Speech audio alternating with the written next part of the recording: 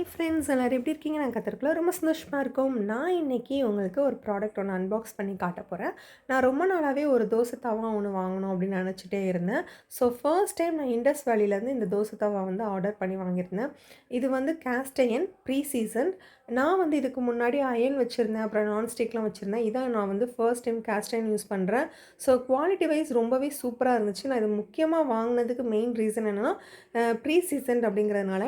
நான் last time இந்த அயன்லாம் வச்சுருந்தது வந்து சீசனிங் பண்ணுறதுக்கே நான் அவ்வளோ டைம் எடுத்தேன். ரொம்ப கஷ்டமாக இருந்துச்சு. பட் இது அந்த மாதிரி இருக்காதுங்கிறதுனாலயே நான் ரொம்ப ஆசைப்பட்டு வாங்கியிருந்தேன். அண்ட் இது கூட வந்து ஒரு தோசை கரண்டியும் கொடுத்துருந்தாங்க. ப்ராடக்ட்ட பார்த்த உடனே எனக்கு உடனே யூஸ் பண்ணி பார்க்கணும் அப்படின்னு ஆசை வந்துட்டு, அதனால ஃபர்ஸ்ட்டு வந்து அத நல்லா வாஷ் பண்ண ஆரம்பிச்சுட்டேன். நல்லா ஒரு அயன் ஸ்க்ரப்பர் எடுத்து நல்லா தேய்ச்சு வாஷ் பண்ணிவிட்டு, அதுக்கப்புறம் நல்லா ஆயில் ஊற்றி வெங்காயம் போட்டு நல்லா வதக்கி எடுத்தேன். வெங்காயம் நல்லா வதங்கினதுக்கப்புறம் அதை தனியாக எடுத்துகிட்டு, ஃபர்ஸ்ட்டு ஊற்றுற தோசை வந்துட்டு நம்ம சாப்பிட வேண்டாம் அப்படிங்கிற மாதிரி நான் நினச்சிருந்தேன். ஸோ அந்த தோசை ஆனால் ஃபர்ஸ்ட்டு கொஞ்சம் பிஞ்சு ஒரு மாதிரி தான் வந்திருந்துச்சு. ஸோ அதை தூர போட்டுட்டு, அதுக்கப்புறம் தோசைலாம் வந்து கொஞ்சம் நல்லா வரும் அப்படின்னு நினச்சேன். ஏன்னா வீடியோஸ்லலாம் அந்த மாதிரி தான் காமிச்சிருந்தாங்க. பட் வந்து எனக்கு அந்தளவுக்கு ஒழுங்கா வரல. பிஞ்சு பிஞ்சு வந்துருந்துச்சு. ஸோ நான் அதனால வந்துட்டு மேலே ஆயில் ஊத்துறதுக்கு பதிலா ஆயில போட்டுட்டு அதுக்கப்புறம் மாவு ஊத்தி பார்க்கலாம் அப்படிலாம் பண்ணி பார்த்தேன்.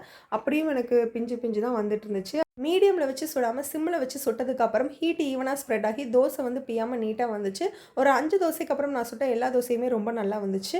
ஒரு வாரத்துக்கு அப்புறம் இந்த கல் நல்லாவே பழகிட்டு, இப்போ தோசை சுடுறதுக்கு அவ்வளோ சூப்பரா இருக்கு. இந்த கல் ரொம்பவே நல்லா இருக்கு.